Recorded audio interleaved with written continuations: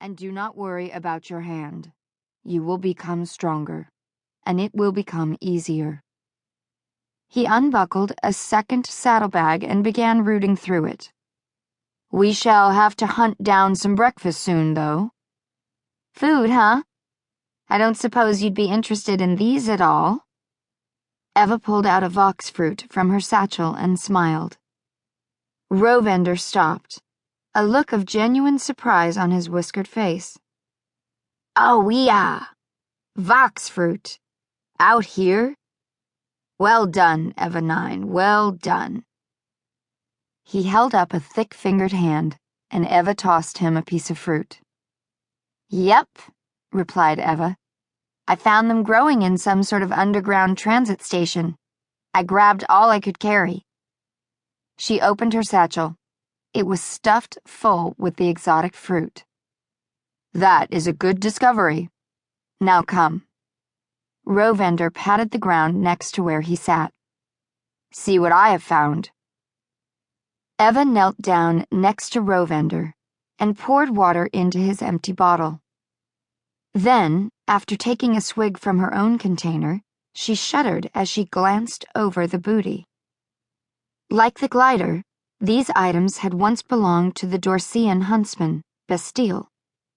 Now, the huntsman's belongings had been sorted into little piles that were spread out over Rovender's sleeping mat.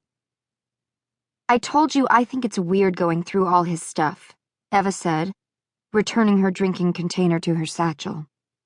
I don't want anything from that monster. Bastille's raptorial visage was still fresh in Eva's memory. She still half expected the huntsman to jump out of the shadows and capture her once again. Rovender took a sip of water and nodded in agreement. He picked up a small wooden contraption with many knobs. Yes, Eva, but you never know what we may need. Like this. He handed the gizmo to Eva. I give up, she said, looking at the item without the slightest interest. What is it? It is a variable bird caller. You turn the knobs to attract all sorts of birds. Rovender turned one of the large knobs, and the familiar squawk of a turnfin was produced. Okay, but why would I call more turnfins? There are enough here already, don't you think?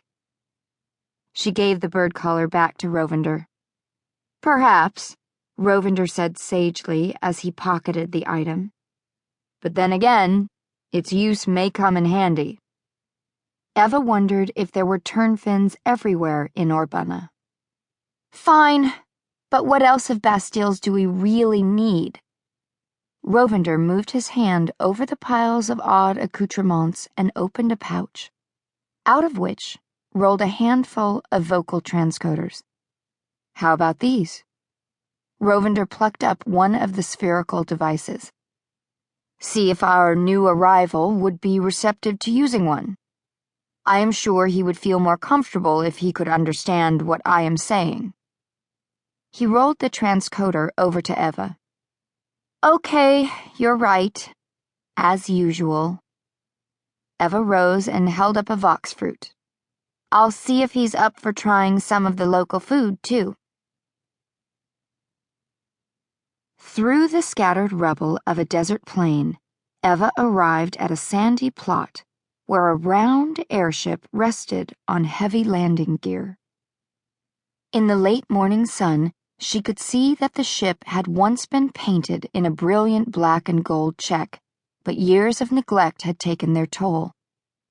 As though the ship were an enormous insect shedding its skin, a corroded metal carapace was visible beneath the flaked-off patches of ancient enamel. Along the many rows of small hover thrusters lining the ship's body, dried grime and exhaust ran down to the patinated chrome underbelly. Next to one of the headlights, just below the cockpit window, a name was painted in decorative lettering. Bijou. Underneath the lettering were rows of decals, each in the cutout shape of a human. As Eva counted the decals, wondering what they represented, the entry ramp hissed over.